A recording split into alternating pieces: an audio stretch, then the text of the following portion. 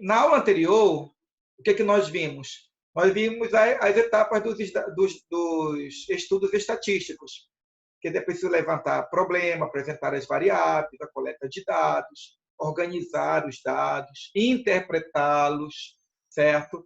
Para, por fim, pela interpretação, tomar uma decisão, tá bom?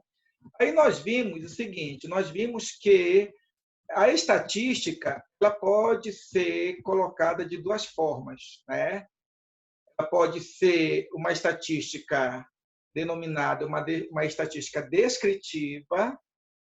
E nessa estatística descritiva, o que é que nós temos? Como o próprio nome diz, a estatística descritiva ela descreve, né, os dados. Os dados são obtidos, certo?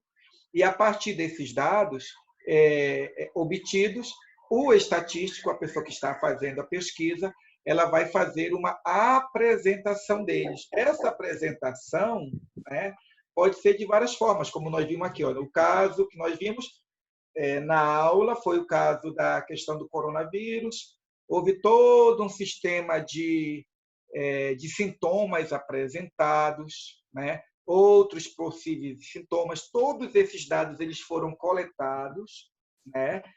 E, a partir daí, levantou-se, né, uma descrição, apresentou-se, uma descrição do fenômeno. Foi a partir daí que, de maneira científica, a humanidade tomou ciência de que estava ocorrendo uma questão de saúde pública muito perigosa e que essa situação de saúde pública tinha um grau de letalidade enorme, né, muito grande, com pessoas de mais de 80 anos, que essa questão de saúde pública e essa questão do vírus afetava especialmente pessoas com doenças cardiovasculares, com diabetes, doenças respiratórias, e também percebeu-se que predominantemente eram os homens que eram afetados de uma forma letal pelo vírus. Então, esses dados, na medida em que essas informações elas foram colocadas desta forma que vocês veem aí em tela, isso é o que nós chamamos de estatística descritiva, porque ela descreve os fatos, apresenta os fatos, né? Aqui é um outro exemplo, né?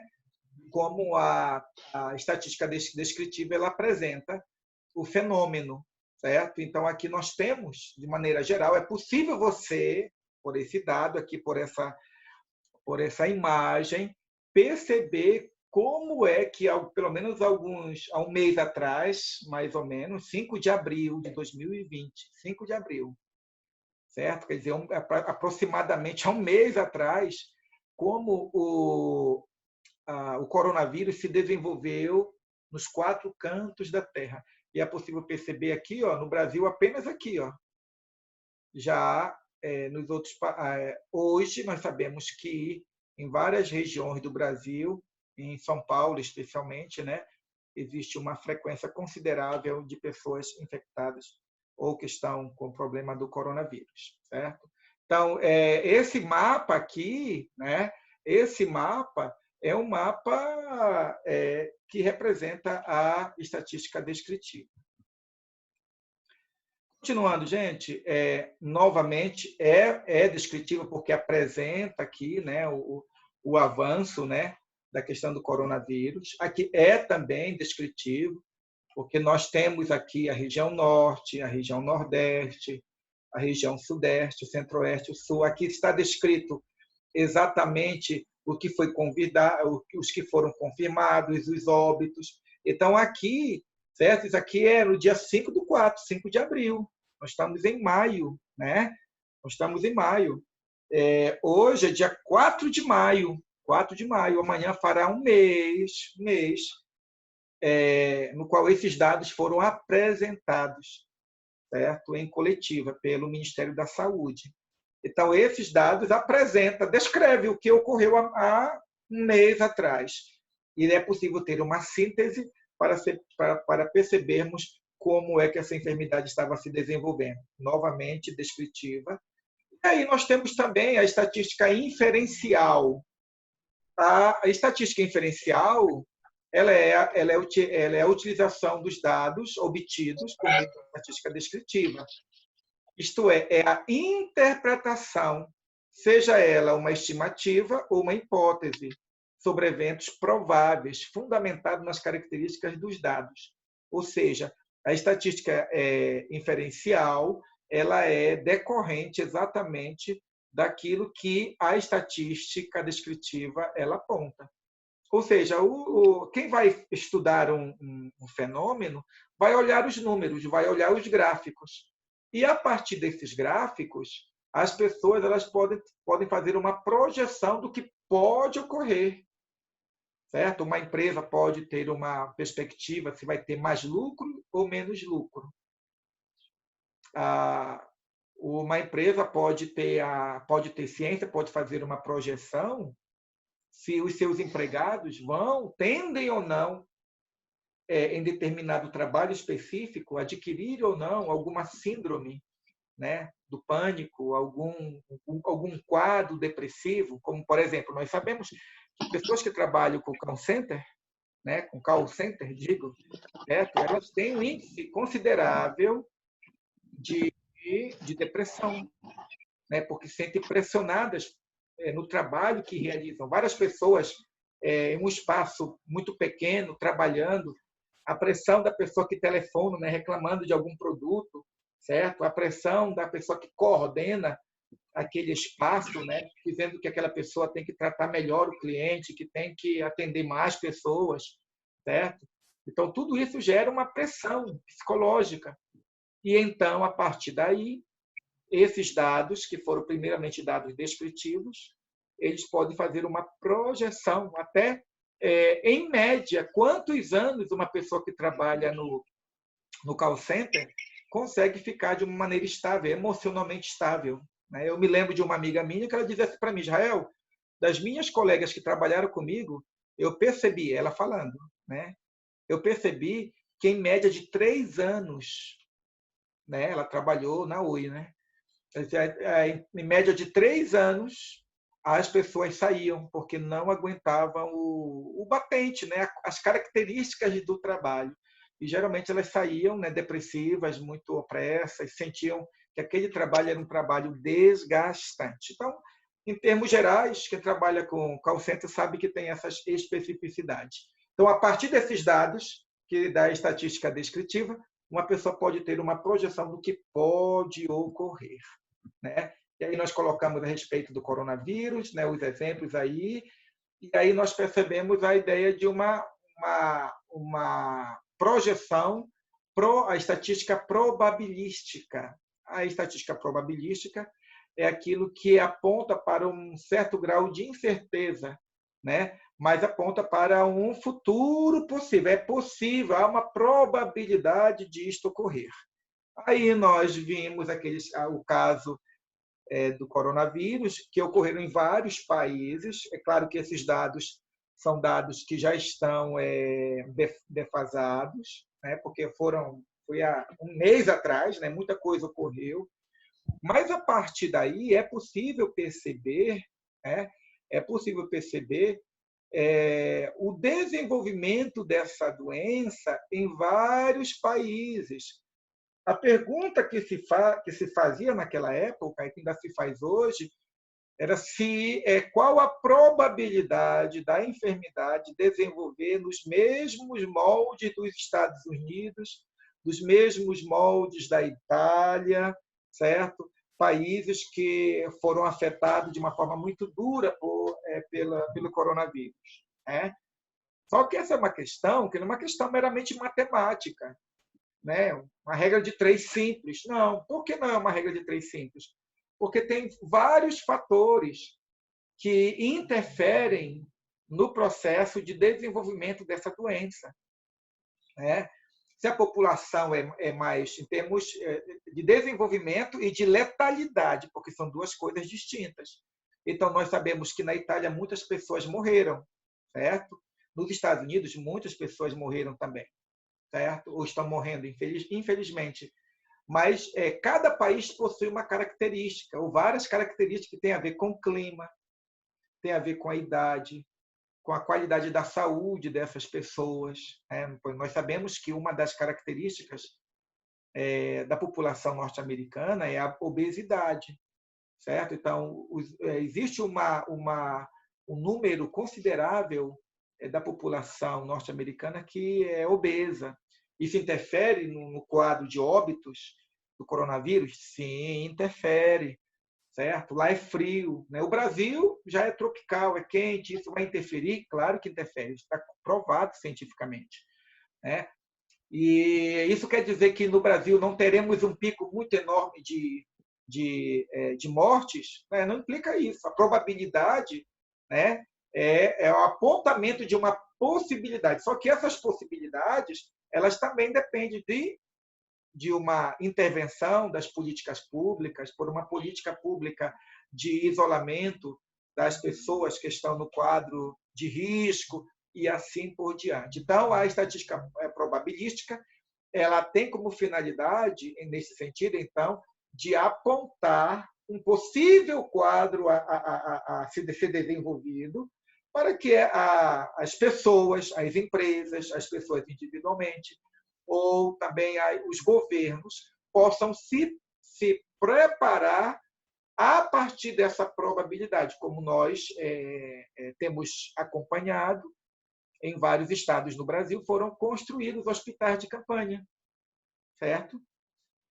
Porque considera-se que os leitos que existem no Brasil, né, na rede pública, privada e particular, certo? Na rede pública e particular, digo, talvez não comportem a quantidade de pessoas que precisam ser tratadas.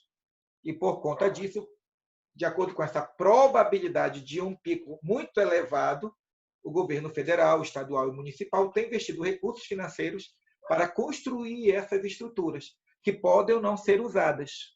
Né? Esperamos que não seja. Agora, se for usada, vão ser usadas a partir de dados estatísticos, de uma probabilidade. E a função dos governos é exatamente agir não a partir da situação que já está instalada, certo? Mas agir de uma forma sábia, certo? A fim de que, vindo a ocorrer determinada situação, as estruturas governamentais de saúde estejam preparadas para acolher a população. E aí nós temos, né, aquele quadro, eu penso que nós já vimos isso várias vezes na televisão, né? Isso é um quadro geralmente apresentado daquilo que é uma pandemia, ou seja, a probabilidade do coronavírus desenvolver essa linha, certo? Levando a um pico de contágio e de morte, certo? Dentro desse parâmetro, ou seja, uma subida forte, uma subida rápida, e depois também, na medida em que as pessoas elas são contaminadas, né, elas passam pelo processo de ficarem infectadas com o vírus, também as pessoas vão criando anticorpos e vão servindo como barreira para proteger outras pessoas. Né? O problema está exatamente aqui. Essa linha aqui, quando vocês percebem, é a capacidade do sistema de saúde, qualquer sistema de saúde. Então, o sistema de saúde tem a capacidade de atender, se for hipótese, né? Vamos colocar assim, tem a capacidade de atender no Brasil todo 100 mil pessoas. Estou apenas colocando como padrão. 100 mil pessoas aqui, ó, 100 mil pessoas sendo atendidas, é a linha. Esse pico mostra que muito mais de 100 mil pessoas precisariam. Isso quer dizer que a possibilidade de óbito dessas pessoas que fazem parte dessa seria muito grande. Então, qual é a estratégia quando se fala de pandemia? Ele mora aqui no... É exatamente, como eles dizem, achatar essa questão do contágio, levar um tempo maior para as pessoas irem se contagiando, né? Se contaminando com o vírus. Mas aí, no caso, você tinha que ter falado ontem. E, a partir daí, certo? O sistema de saúde ter tempo para atender as pessoas, certo? Então, a ideia é prolongar mais para que novos leitos sejam disponibilizados Ah, para a eu vou população. continuar tentando Essa aqui. Se eu falar é com ele, essa a eu, ideia. eu E, mando para claro, onde nós de sabemos que Abiscai. existe todo um debate hoje social a partir desses gráficos, para Não mostrar dá como a tempo de estatística arrumar, é. interfere diretamente dentro desses processos, e nós percebemos que a questão Tá. se a população deve ou não voltar para o trabalho a partir de orientações específicas para aqueles que estão ou que precisam retornar para o trabalho para o sustento da família. Sendo assim, nós percebemos aqui, né, é um exemplo que nós demos como essa estatística probabilística, ela não tem necessariamente a obrigatoriedade de acertar, é uma possibilidade, é uma projeção. A projeção possibilita o planejamento, a projeção possibilita a organização. E nós vimos que, pelo menos, naquilo que foi projetado, né, pela Money Times, né, é um site que nós apresentamos, eles colocaram sobre o desenvolvimento do coronavírus no Brasil, eles colocaram o pico da contaminação seria aproximadamente no dia 12 de abril. 12 de abril foi a projeção feita. Nós estamos no mês de maio e ainda nós não sabemos se o pico já chegou. Sinceramente, são as informações que nós temos. É por isso que nós não sabemos até quando vai esse isolamento social e a extensão dele, porque ainda não há parâmetros ainda para saber a quantidade das pessoas da população que já foram infectadas e que já se curaram. Nós sabemos que foram milhares de pessoas que foram infectadas e que já se curaram. Isso é um dado estatístico importantíssimo, importantíssimo. Não é somente a morte, mas a quantidade de pessoas que já são infectadas e que se curaram naturalmente, que não sentiram nada, né? Também isso é importante perceber. Mas dá para perceber claramente que aquilo que foi projetado e apresentado na Money Times não ocorreu. Aí você diz, professor, então não teve finalidade nenhuma, não teve fim prático nenhum. Teve, porque pelo menos foi apresentada uma projeção. Muitas pessoas tomaram decisões a partir disso aí. Na medida em que o mês de abril foi iniciando, e na medida que foi se percebendo que o gráfico, como eu coloquei aqui, né, não estava se concretizando, gradativamente, a cada semana, aqueles que leram esse gráfico e que decidiram coisas relevantes a respeito desse gráfico, ou que esperaram alguma coisa, né, alguma evidência sobre a materialização ou não desse gráfico, começaram a repensar novas estratégias, novos procedimentos e novos projetos, né? Hoje nós sabemos que esse dado ou esse gráfico, essa projeção não ocorreu. Então, novos gráficos estão sendo estabelecidos, estão sendo atualizados e novas decisões estão sendo tomadas, gente. E novas decisões que eu digo não somente pelo Ministério da Educação, mas também pela indústria, pelo comércio, né, pela Bolsa de Valores e assim por diante. Professor, em termos simples, o que é uma série estatística? Gente, uma série estatística nada mais é do que a organização sistemática dos dados estatísticos levantados. Como nós observamos aqui, olha. Aqui é uma série estatística que apresenta uma descrição, é uma tabela, no qual apresenta automóveis, caminhonetes, motos similares.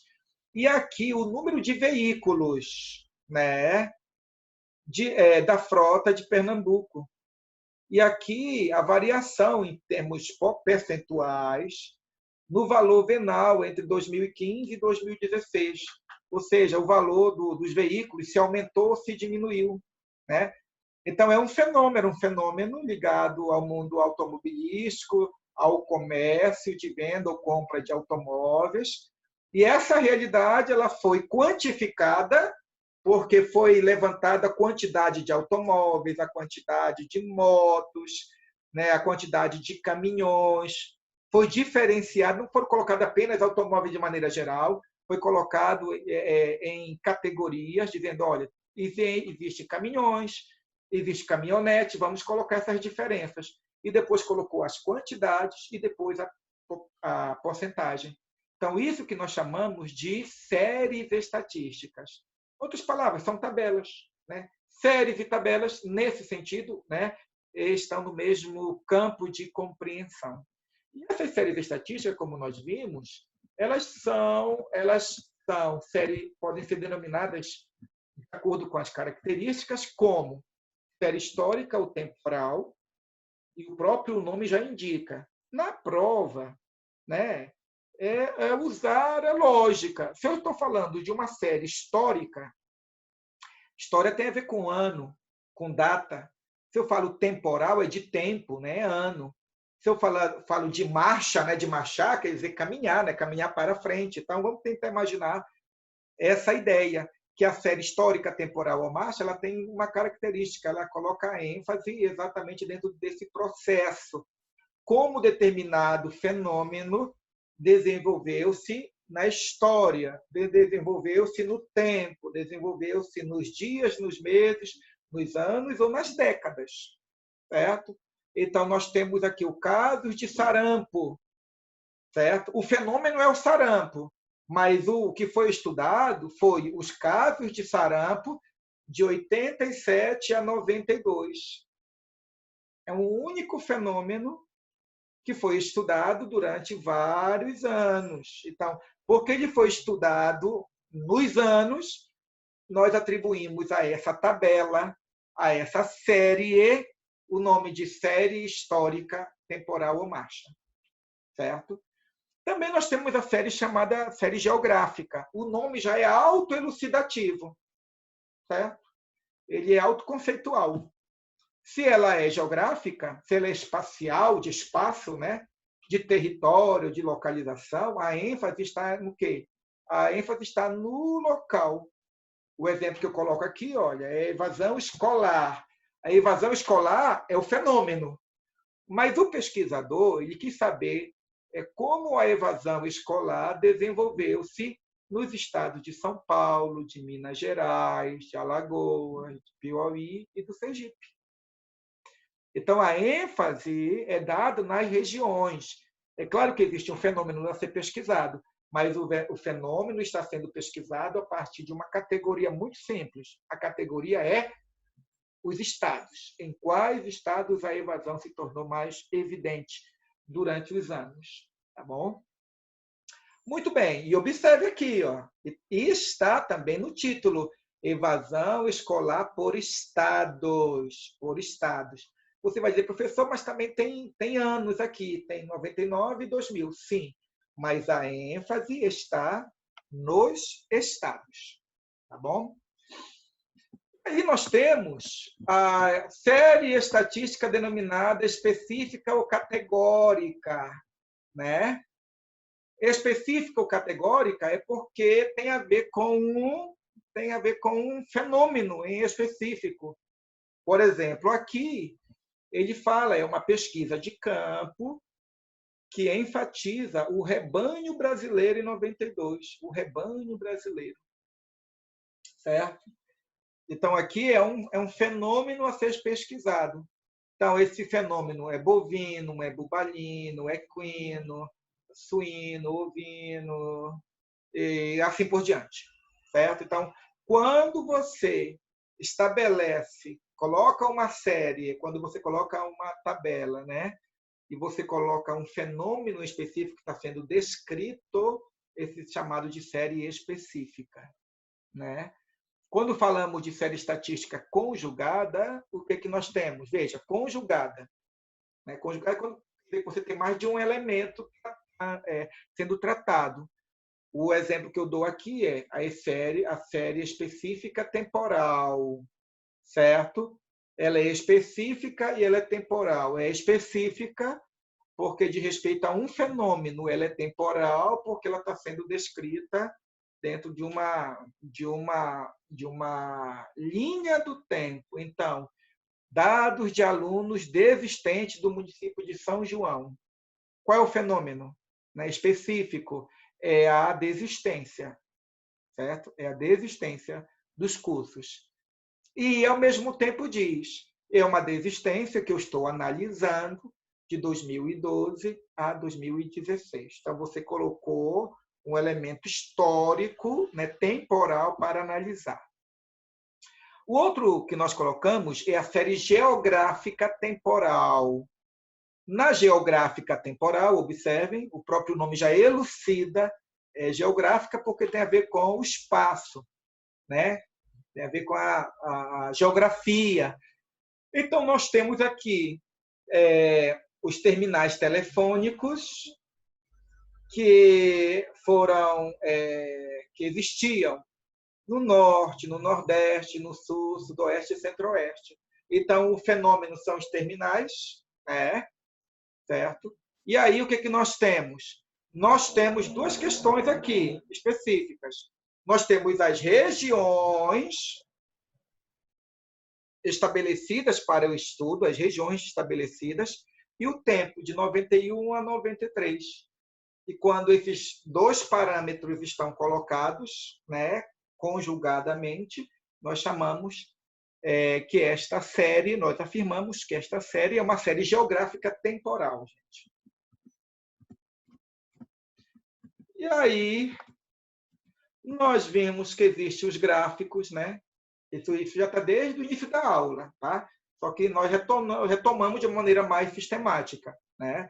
Desde a primeira aula, nós apresentamos para vocês os gráficos, e esses gráficos que vocês conhecem desde a educação básica, né?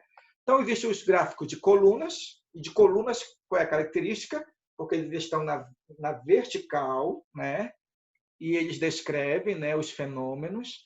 Vamos perceber que esses números que estão colocados aqui dependem da natureza do que está sendo pesquisado.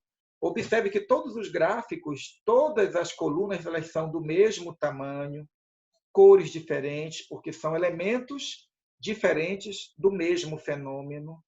Existe uma tabulação aqui, certo? Nesse caso, a tabulação foi feita de 25 e 25, observe, 25, 50, 75. Aqui foi de 200 em 200, 200, 400, 600, aquilo que nós já avisamos a vocês. Essa organização depende da finalidade. Nós temos os gráficos em barra porque está na horizontal, e esse gráfico ele depende muito do objeto da pesquisa, a finalidade de quem está pesquisando, certo? Observe que o gráfico é diferente aqui, ó. Aqui ele tem esse espaço, aqui ele não tem esse espaço. Isso mostra que também até o próprio elemento estético do gráfico depende da natureza do que está sendo pesquisado. Também nós temos os gráficos de linha, certo? Que estão aqui, ó, que elemento apresenta o ponto. Às vezes as linhas são diversas porque é um único fenômeno que possui várias variantes de interpretação, certo? E por isso nós colocamos, né, como o mesmo fenômeno ele se apresenta em várias circunstâncias. E depois nós vimos também o gráfico de setores, né? Geralmente chamado de pizza, exatamente porque apresenta determinados elementos e geralmente ele é indicado a partir da porcentagem.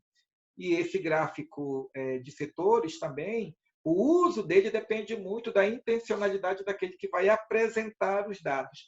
Vamos perceber que, de acordo com a natureza do objeto de pesquisa, de acordo com a intencionalidade de quem vai expor em uma reunião os dados estatísticos, este pode fazer uma escolha, a escolha mais diversificada possível dessa forma de expor os dados estatísticos, né? Aqui nós colocamos um exemplo, olha. O último foi, faz uma pesquisa, na pesquisa você faz um levantamento dos dados considerados brutos, que são os dados que você vai obtendo, né, no dia a dia da pesquisa. Após os dados brutos, você organiza esses dados, né? Anteriormente era manualmente, hoje é tudo por computação, tudo por computador. A pessoa que vai pelo IBGE vai com o celular, vai colocando, né, os dados, e automaticamente esses dados que são colocados alimentam um software, de repente uma planilha Excel, o próprio programa já vai selecionando, vai somando, vai colocando dados, vai calculando a porcentagem, vai também levantando, vai criando também os gráficos e assim por diante. Tendo estabelecido o rol organizado, nós colocamos de lado também a nossa série estatística, organizamos os dados aí, tudo certinho. Nós apresentamos aqui o nome, registro das notas do primeiro bimestre da turma A e colocamos os dados. Depois nós vamos para o próximo, outro procedimento. Fazemos, então, a apresentação dos dados estatísticos a partir do gráfico. Esse gráfico ele pode ser o gráfico TAM, em coluna, mas também esse gráfico ele pode também ser feito também um gráfico de linha, como está sendo estabelecido aí. Eles estão acompanhando os mesmos dados estatísticos. Os mesmos dados estatísticos com essa ideia. Né? Com essa ideia. E aí, então... Né? O professor não está dando para ouvir conclusão lógica de todo esse processo de estudo, que é que os dados estatísticos eles contribuem para a tomada de decisão.